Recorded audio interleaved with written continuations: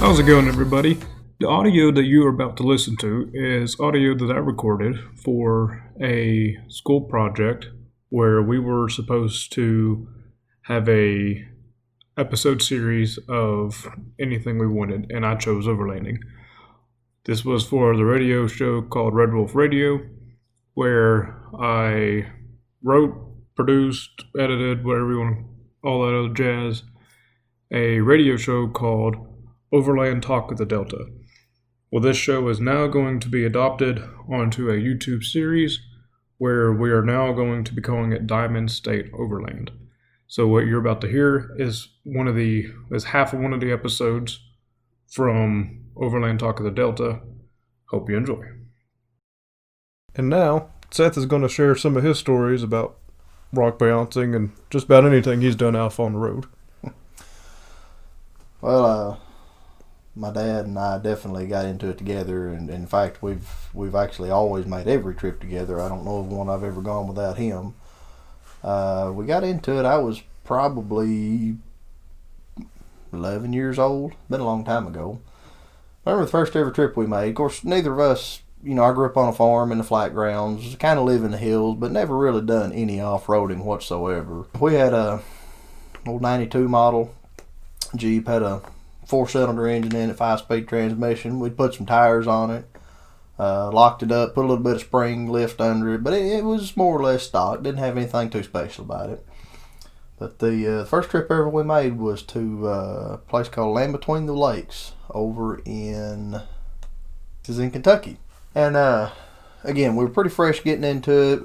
Dad had some friends that were into it a little bit more serious than we were, but it's kind of starting out. You definitely don't just jump into something like that. You've got to get used to it. It really takes a specific set of driving skills. It's like no other. But once you're into it, you're into it. But it takes a little to get in. And you always want to go out with a group of people. You don't, if you're starting off for the very first time. And this was the same with overlanding. I would suggest find a group of people or some friends to go out with. It makes absolutely, even more so than just another person with you. Make sure you've got another rig with you if you're going to go into unfamiliar territory, because if even doing something simple like driving through a creek bottom, things can wind up ugly real quick. But anyway, back to the first real off-road trip we made over to Land Between the Lakes in Kentucky. Again, over there it's not real rocky ground. It's a lot more steep hills. But I remember that the first time we'd ever got on anything like that, we were scared to death because, we was going up hills that you couldn't see the top of the mountain, and you was disappearing up in the fog. And we were just following a group of people that we knew pretty well, but not really. But I remember we really, we took turns driving. We were back and forth, and it took several trips like that to really get comfortable doing it. But it's just like any other. Once you get the bug for it, you're really into it, and all you're thinking about is when's the next time you're going to get to go, when you're going to get to do it again, and how much bigger of a hill can I climb before I start running out of capabilities, and then what more capabilities can I do to my rig to make it better, and it's an endless pit. So, since you're one of the more rock bouncer guys, and you have only gone this overlanding with me once, what's something, taking your experience from last year, what's something else you're looking forward to this next time we go back out? Well, the things I'm going to do different, I'm definitely not going to pack as heavy on the tool and repair side of it. Like I said before, I packed an entire service truckload of tools in the back of my Jeep because I had no idea what to expect. And I know it's going to get rougher than just regular gravel roads, but I'm not too worried about breaking down as much now that I'm a little bit more experienced. So one thing I'm looking forward to is I know my, for lack of better words, my stress level is going to be down because I do kind of know what to expect, and I know what it's going to look like once we get out there. I am looking forward, hopefully this time if we get enough days and weather permits, we might even get to take this trail all the way into Oklahoma, which would definitely be a new sight to see, and it would be something cool to say that, hey, I took an off-road trail all the way to Oklahoma from Arkansas.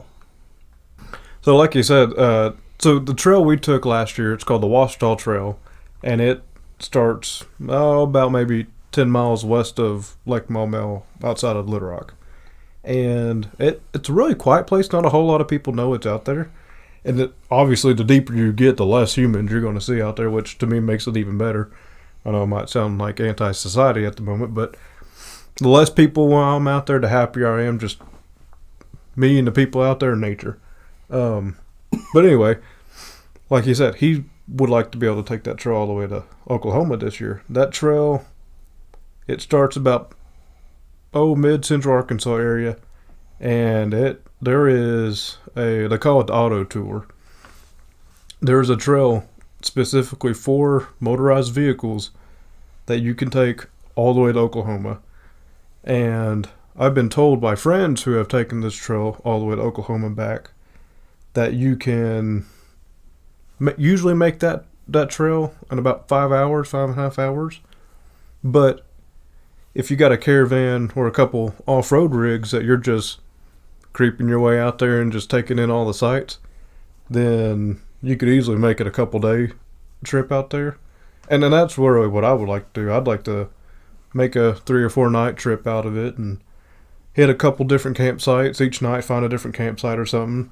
I'm really not looking to make a whole lot of distance every single day. I just want to find good scenery and find new areas that we haven't been to yet and just get as much of the sightseeing in as possible. If we find one really cool camping site, I wouldn't mind staying at it for a couple nights and then doing some more track.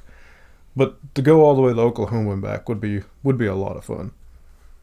You know, another thing it was funny to me, maybe not to anybody else, but I don't know what I was expecting. I didn't know anything about the Watchtower Trails before I actually got there, but I remember leading up to it. You know, I was driving in, and we were on a pretty decent asphalt 2-lane road, and we went past a couple of lakes, a couple state parks.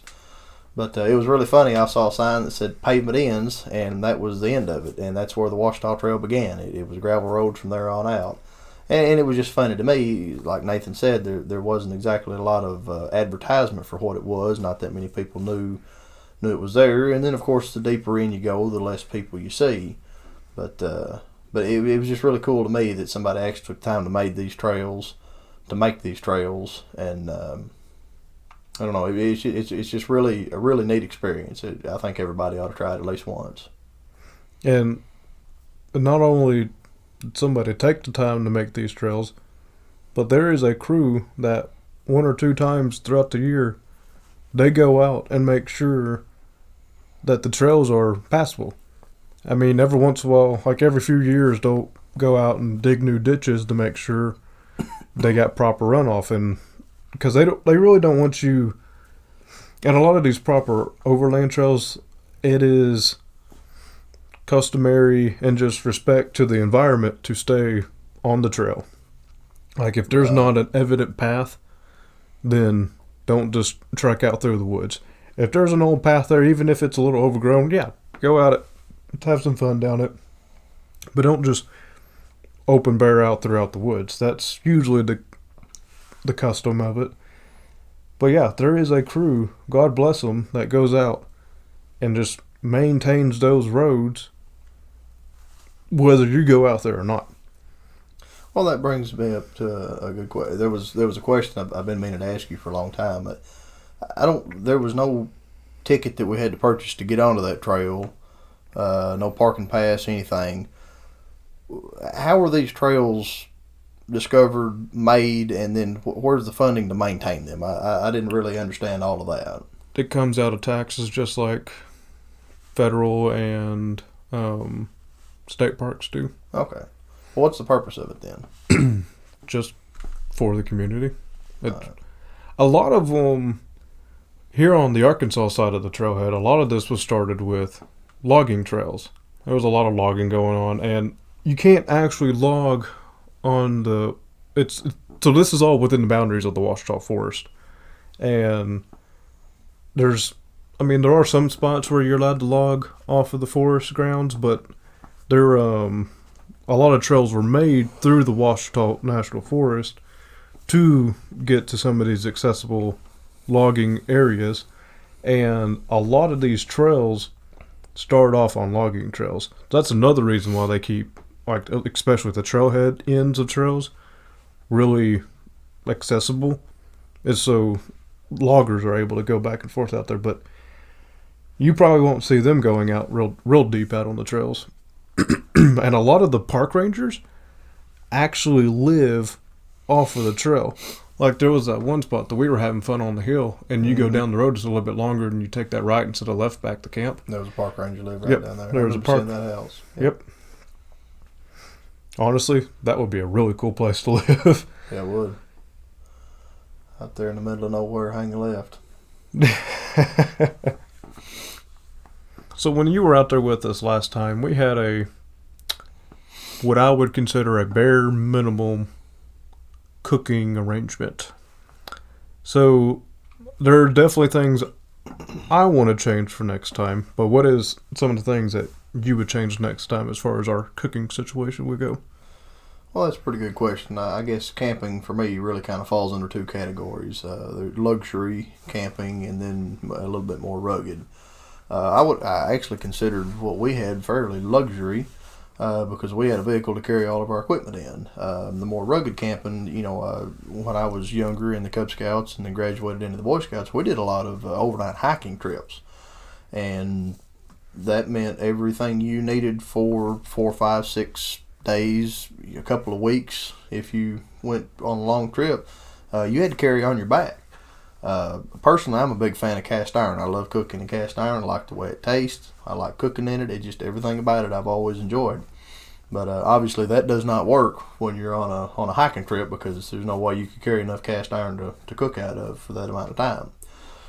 So I do enjoy the more luxury side of camping because you can carry the cast iron skillet, you can carry the tent, you can carry an air mattress, things that make sleeping and camping a little bit more comfortable. I've always enjoyed sleeping in a tent.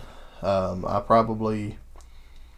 guess the next time I'd go, I would probably like to see a little bit better kitchen setup, as far as the tent and the sleeping arrangements and things like that. That's pretty standard. There's not a lot you can add to that.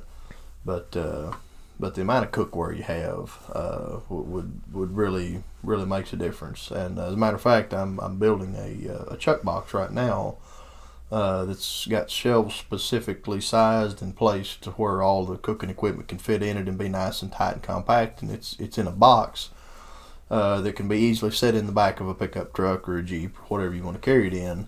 But it's also got 4 detachable legs, so a man grabs either side of it, stands up, puts legs under it, and then once you set it back on the ground, it's at work top height. And then the doors open up to where they actually make fold-out tables. You can stand and prepare food there, or you could eat, or it's a nice stacking place to keep things up off of the ground. Would be one of the first changes I made. So I'm sure you've seen a bunch of these true overland rigs where they have like the tent and all the cooking stuff built onto the side and the top of these rigs. Yeah, everything folds up and out. So, and, yeah. What is your opinion on a lot of those things? It's a little overboard for me. I know these people are very serious about overlanding. It's a lifestyle. It's a way of life for them, and I'd really admire their enthusiasm. But I really, it's hard to have an opinion because I've never really talked to anybody like that, and I've never seen in person one of their setups. I do know that there's a lot of thought that goes into it because you can put an entire apartment's worth of, cookware and sleepwear and sleeping quarters inside the back of a Jeep. When it all folds up, and then once it's folded up, you've still got a machine that can still, climb and drive and go like any other machine would. So one of the big popular things, or one of the biggest things, or maybe even the first things that a lot of overlanders purchase for their rigs is those rooftop tents. Me personally, I would love to have one. It's just an easy way to carry the tent. It doesn't take up room inside of the cab of the vehicle. But one of the only things that people do ever really maybe complain about them is having to reach them to put them up or put them down, or having to climb up in or out of it. What would to you be the advantages or disadvantages about having your tent on the ground versus having the tent on top of the rig? Well, I guess specifically, there's a lot of different styles. Are you talking about the one that goes straight up off of the top of the Jeep? Yeah, either like will pop up or would fold out or however. Okay. So really the only disadvantage as far as the functionality of the vehicle goes is it makes the top of it a little bit taller, and then you've got a little bit more weight up there.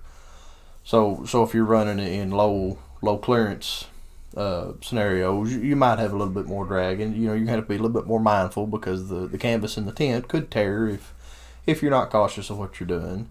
Personally, as far as the sleeping goes, I'm sure being on a Jeep with a suspension and then even a mattress or whatever is going to be more comfortable than sleeping straight on the ground in a sleeping bag in a tent. So if the added top weight and physical height of the tent is not a problem for the operation of the Jeep, then it would be perfectly fine for me to stay in one of those. I'll tell you one cool thing I saw. It's actually for sale at an RV place. It's a miniature camper trailer, and the whole thing it's not any wider than a regular Jeep. It's actually it was configured and designed to be pulled by a Jeep, and it was really cool what they did. They actually kind of followed the body lines of the modern style Wrangler, and they actually put Wrangler taillights on it, and I'm sure you can get whatever color you want. But it's real lightweight. They actually put Jeep wheels and all-terrain tires on it, which really more for looks, obviously, than anything. I think the specific one you're talking about, Jeep actually made. It may very well be. Jeep actually had, and this was back in the time when, this is one thing I often forget to talk about, is overland campers, right, or off-road. A lot of times people won't put these rooftop tents actually on the roof of their rig. Right. They'll put it on top of these like stands on the back of these little overland trailers, and they're right when these types of trailers. For the longest time, people were just completely against pulling a trailer while off-roading. They're like, if you ever had to back up, it's just going to be a heartache. You'll just constantly feel it tugging back there. But right, they're building them now to where you hardly even notice that they're back there. Yeah. But right when all these trailers for overlanding were getting really popular, Jeep actually had if you ever seen a pop-up camper, it was like, take the smallest pop-up camper you ever saw and like cut it down to a third. It was literally like maybe a 4-foot by 5-foot camper that just had a bed that slid out one way, and then you had like a chair and a little fold-up table with a sink if you had some sort of water hookup with it or whatever. Right. And it, honestly, the cutest little thing ever. But yeah, it had. Well, that's basically what I saw, and like you said, people certainly don't want them because it is pulling a trailer, and that certainly is going to affect your ability, your mobility. Backing up is going to cause issues because they are short. Short trailers are hard to turn around with.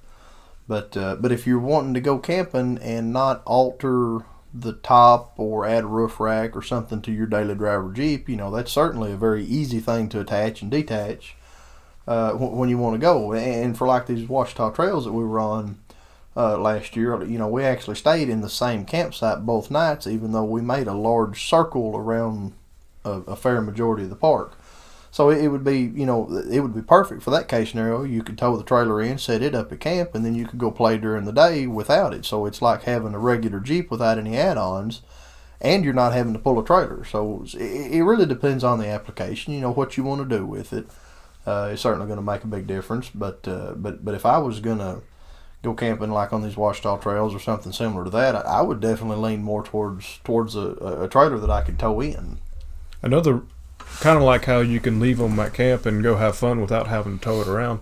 Right. Another reason why they're really popular right now is people throughout the week can get, say if they're wanting to go out on the weekend or what have you, they can start getting their camping gear ready and actually go ahead and start getting it packed up. They can constantly keep that little trailer packed with their camping specific gear, and it won't be taking room up in the back of their Jeep or rig or whatever while just throughout the week if it is their daily driver.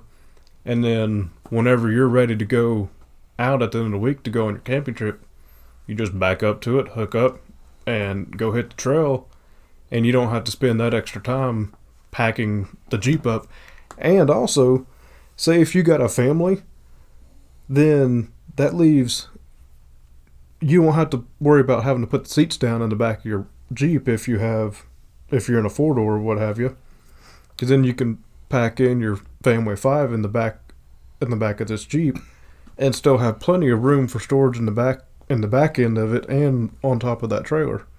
You can keep all your gear on the bed in the trailer instead of having to carry it in the backseat of the Jeep. So yeah, like I say, that would probably be my preference if I wanted to get into some of the more trail riding, camping scenarios. So this is going to be a really interesting question for you, Seth. If you could build your dream overland rig, model, style, trailer, no trailer, if you could build and have the exact type of camping gear you could have, what would your build be? Well, that's a really good question. I keep going back to these Watchtower Trails because, quite frankly, that's the only thing I've ever been on, so it's the only thing I know. But if the trails, for the most part, are similar to these, it doesn't take a really, really capable vehicle to crawl these trails. A lot of the things I could have done in my little rear-wheel drive car, for the most part. Now, you're certainly not going to have as much fun, but there wasn't anything that you couldn't at least get around very easily. So with that being said, I'm more of a pickup truck fan than I am a Jeep. I drive pickup trucks because I go to work with them every day, and they typically suit my needs better. But I also really lean towards the old military trucks. I really enjoy like the Deuce and a Halves, the 5 tons, and the really sinister looking ones to me are the 6x6 trucks with the canvas covered flatbeds. And it wouldn't exactly be practical, but I think something like that set up to go camping in would really be cool. And the truck itself would do good because it's really tall. It'll climb. It's plenty of power and plenty of storage. But the real problem with them is they're just so stinking big. It's hard to turn around, and there's a lot of places that they can't go because of their size. But the perfect off-road vehicle for me would probably be a big flatbed truck with a canvas shell on it. It's just got a really cool look to me, and I've always enjoyed seeing them. And you might be in the possession of one here kind of soon, won't you?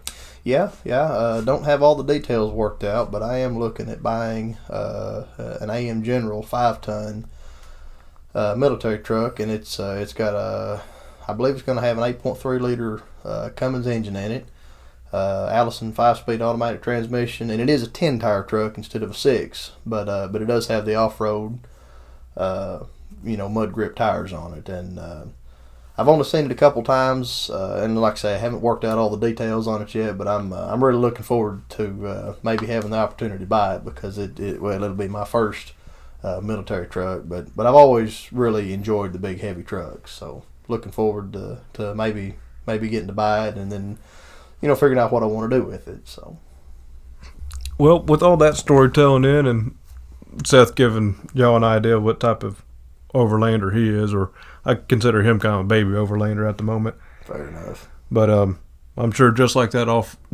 rock mountain stuff you've been out on it, I'm sure it's planted a nice little seed in you of wanting to get back. You definitely get the bug for it. There's no doubt about it. For sure. With all that said, this is all we're going to talk about in today's episode. I hope you all enjoyed that, and I'm hoping to take a couple more of these episodes that we have recorded before and cut them down and kind of put videos and pictures up over them, very similar to how I did with this video, to kind of give context as to what's being talked about. And I have 8 other episodes that I can do this with. But along with that, we're also hoping to eventually start recording some actual video and get away from this podcast style.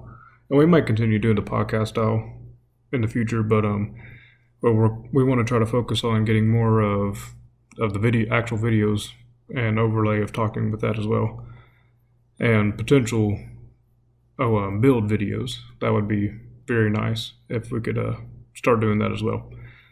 But anyway, thanks for taking the time to watch this video. If you enjoyed it, subscribe, leave a like, and have fun on the trails. Thanks for tuning in to Diamond State Overland. We'll be back soon.